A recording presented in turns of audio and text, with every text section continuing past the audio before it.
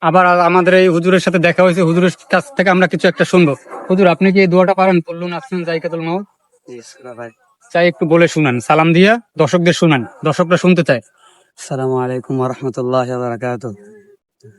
أعوذ بالله من الشيطان الرجيم. بسم الله الرحمن الرحيم. يا عبادي الذين آمنوا إن أرضي واسعة فإياي فاعبدون. كل نفس ذائقة الموت. كل نفس ذائقة الموت ثم إلينا ترجعون.